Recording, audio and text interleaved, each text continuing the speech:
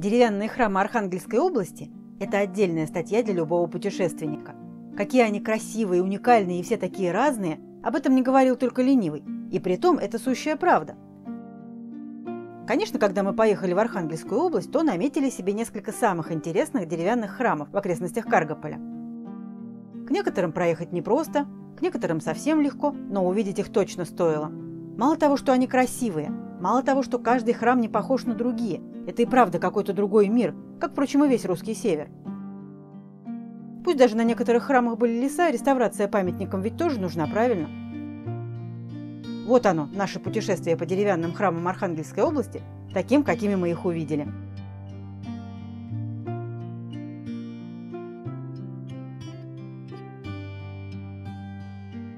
Конечно, в первую очередь мы хотели побывать в Красной Ляге.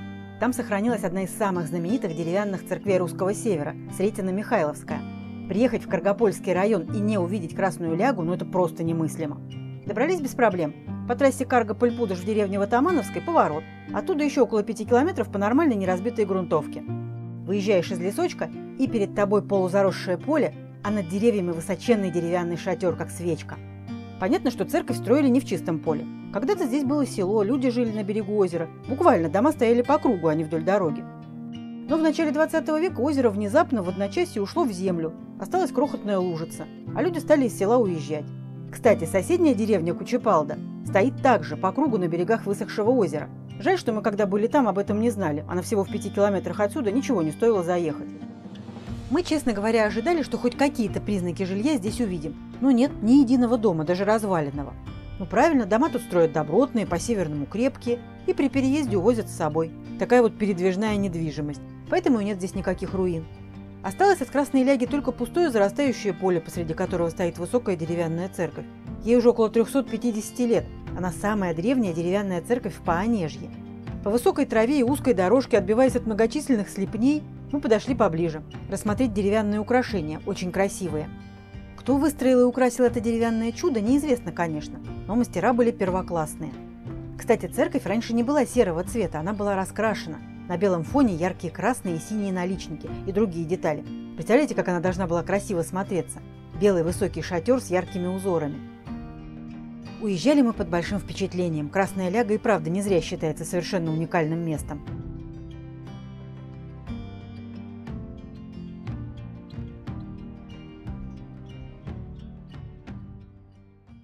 Прямо на дороге из Каргополя в Пудож есть погост Лядины, или второй вариант ударения в названии – Ледины. Называется так по слову «ляда» – брошенное поле. В некотором смысле легендарное место. Здесь сохранилась Богоявленская церковь, красивая, с множеством главок. Их поменьше, чем в Кижах, конечно, но тоже прилично – 12. Церковь недавно отреставрировали, выкрасили, теперь стоит как новенькая. А построена, между прочим, аж в 1793 году, больше 200 лет ей. Вообще-то тут был целый комплекс, 2 храма и колокольня. Только вторая церковь, Покровская, вместе с колокольней в 2013 году сгорела от удара молнии. Потеря ужасная. Вот о чем жалеем, да и не мы одни, что не успели ее увидеть живьем, теперь только на фотографиях. Ну, хоть одна церковь уцелела, и то большое счастье при пожаре-то. Будем любоваться ей. Чтобы познакомиться поближе, идем через старое кладбище, иначе никак все купола и прочие украшения не рассмотреть. В селе вообще сохранилось много больших домов в северном стиле. И даже придорожная кафешка напротив храма срублена из дерева и украшена чем-то вроде небольшого шатра. Есть тут собственный сельский музей «Лядинские узоры» с росписями, всем убранством, как полагается для северной избы. В музее обо всем этом рассказывают и устраивают мастер-классы по северным ремеслам. Добираться сюда, если смотреть по карте, легко. Погост Лядина стоит прямо на дороге из Каргополя в Пудож. Но дорога не такая простая. Грейдер, который в сухую погоду страшно пылит, а в мокрую делается скользким, как глина, так что на ней не расслабишься. Но эта дорога приводит в такое красивое место, что оно того стоит.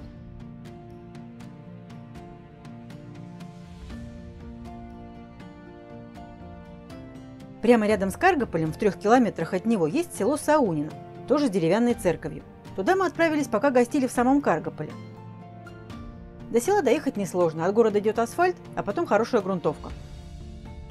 Церковь Иоанна Богослова чуть моложе храма в Красной Ляге 1665 года и выглядит просто идеально. Подъезжаешь к ней, переезжаешь длинный узкий пруд, больше похожий на речку, и уже издалека можно любоваться прямо-таки хрестоматийной картинкой. По карте не поймешь толком, как на самом-то деле называется село. Не то Кипрово, не то Саунино, не то Заляжье. Но это просто классическая для севера история, когда впритык друг к дружке стоит несколько деревень. Их называют кустом. В центре одна деревня и несколько к ней примыкает. Рядом с храмом мы сначала подумали, что довольно-таки широкая речка. Но как бы не так. Это оказалось длинное и узкое озерцо, та самая Северная Ляга. Не зря же деревня рядом называется Заляжье, то есть находится за этой лягой. При церкви есть, конечно, колокольня. Она стоит отдельно и построена позже. И шатер у нее не такой стройный и высокий, но все равно смотрится здорово. Украшений у деревянных храмов часто бывает не особо много, но у этой сохранились совершенно чудные маленькие бочки по бокам от шатра. Мы специально подошли поближе, чтобы их рассмотреть как следует. Обычно на этих местах ставят маленькие куполочки, а тут вот такое разнообразие.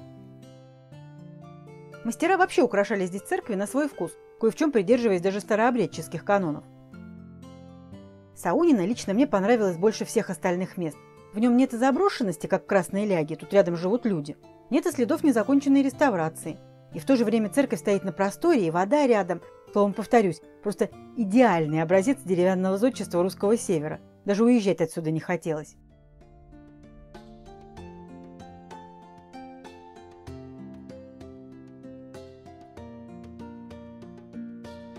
Между Каргополем и Няндомой есть два села с названием Шалга. Одна большая, другая малая. В каждом из этих сел стоит деревянный старинный храм. Честно скажу, когда мы попытались доехать до Малой Шалги, то попросту сдались. К ней ведет такого страшного вида гать, к тому же кишащая слепнями, что удовольствие от просмотра храма эту дорогу бы не скомпенсировало. Тут нужен как минимум уазик и слоновая кожа. Зато до Большой Шалги добраться оказалось несложно. От трассы ведет вполне приличная грунтовка. Здесь посреди старого кладбища стоят две церкви. Одна каменная поновее, а вторая деревянный шатер, ради которого мы сюда, собственно, и приехали.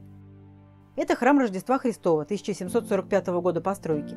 Церковь в своем роде уникальная. Мы еще подъехать не успели, а издалека увидели высоченный шатер выше всех старых деревьев на кладбище. Не нашли нигде какой точно он высоты, но явно не маленькой.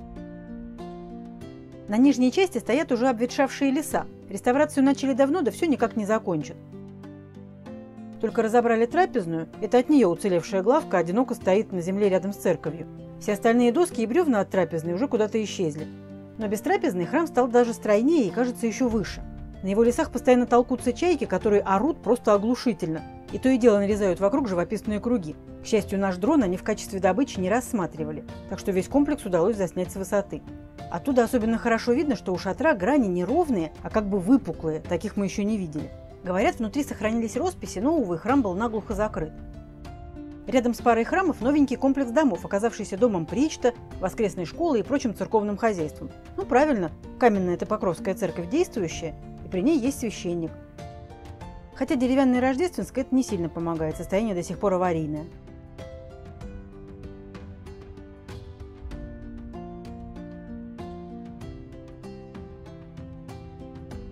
И напоследок о небольшом селе Возгрецовское, уже вдалеке от Каргополя, под городом Вельском на Архангельской трассе. Мы отъехали от Вельска буквально на десяток километров через лес и оказались на берегу красивой речки Вели. Там недалеко от воды стоит пара храмов, один каменный, а другой деревянный. Деревянная Ильинская церковь середины XVIII века, ради которой мы, собственно, и приехали, выглядит очень интересно. У нее купол сделан на южный манер, как в Киеве или Чернигове. В сочетании с деревом это смотрится невероятно. Когда-то она не была серой, а была раскрашена очень пестро и ярко. Для северных краев, где солнце появляется нечасто, то, что надо. Сейчас, увы, церковь закрыта и не действует, хотя село вполне живое. Когда-то, между прочим, Возгрецовская была местной столицей. В ней жил наместник, который управлял здешними землями. Но это было давно, лет так 600 назад. Сейчас тут ничего не напоминает о столичном прошлом. Все тихо, просто и очень живописно. Как и во всех селах русского севера, где сохранились эти удивительные деревянные храмы. В каждом выпуске мы рассказываем о необычном и самом интересном. Подписывайтесь на канал, нажимайте на колокольчик уведомлений, смотрите и путешествуйте.